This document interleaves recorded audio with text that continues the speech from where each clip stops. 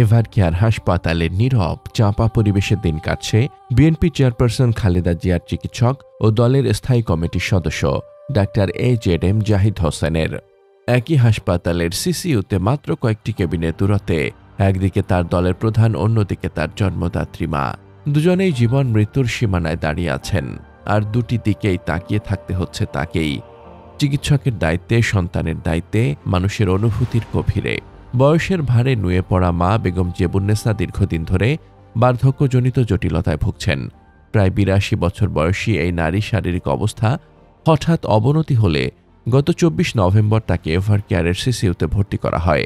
তখনও হয়তো কেউ ভাবেনি মাত্র কয়েক ঘন্টার ব্যবধানে একই হাসপাতালে আরেকটি সংকট তাকে আরও পাথর করে দেবে।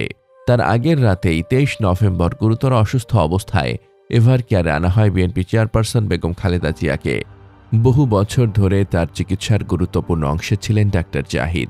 দলের গুরুত্বপূর্ণ সিদ্ধান্তে নেত্রীর পাশে থাকা প্রতিটি কঠিন সময়ে তার নাম উচ্চারিত হয়েছে নির্ভরতার প্রতীক হিসেবে। আর আজ সেই নেত্রী হাসপাতালের সিসিইউতে নিথর শুয়ে আছেন চিকিৎসকদের সর্বোচ্চ পরিচর্যায়। একদিকে মমতার মানুষ, অন্যদিকে রাজনৈতিক জীবনের সবচেয়ে বড় আস্থার মানুষের জীবনযুদ্ধ। জাহিদ হোসেনের এই মানবিক চাপ বোঝার মতো শব্দ পৃথিবীতে খুব বেশি নেই। হাসপাতালের করিডোর ধরে তার প্রতিটি হাঁটা যেন আরও ভারী হয়ে ওঠে।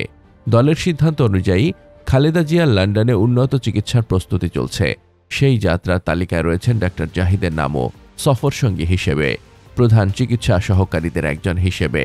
কিন্তু তার নিজের জীবনে যে মুহূর্তটি দাঁড়িয়ে আছে, সেটি হয়তো কোনো সিদ্ধান্ত, কোনো পরিকল্পনাকেও হার মানায়।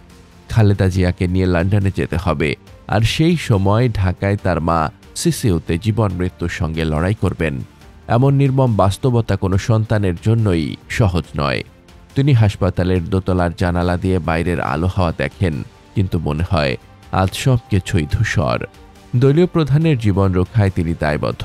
চিকিৎসক হিসেবে তার প্রতিটি সিদ্ধান্ত জরুরি, কিন্তু সন্তানের হৃদয় তো আলাদা। তার মায়ের প্রতিটি শ্বাসের হিসাবও তার ভেতরে কম্পন তোলে। মানুষ মাত্রই জানে এই দুই দায়িত্বের টানাপোড়েন কতটা নির্মম হতে পারে। একটি মমতার আর একটি কর্তব্যের, দুদিকেই ছিঁড়ে যাচ্ছেন তিনি। এমন সময় ডাক্তার জাহিদ সবার কাছে শুধু একটাই অনুরোধ করেছেন, দোয়া। খালেদা জিয়ার জন্য, তার মায়ের জন্য, আর তার নিজের এই অসহায় মানসিক লড়াইয়ের জন্য। হাসপাতালের করিডোরে যখন আলো নিভে আসে, শুধু জীবন যুদ্ধের শব্দ শোনা যায়, বিপ বিপ করা মনিটরের। সেই শব্দই মনে করিয়ে দেয় এই মুহূর্তে তার দুই মায়েরই শ্বাস ধারালো এক সুতোর ওপর ঝুলে আছে, আর তিনি দাঁড়িয়ে আছেন মধ্যখানে, দায়িত্ব, মমতা আর এক কঠিন মানবিক বাস্তবতার সর্বশেষ প্রান্তে।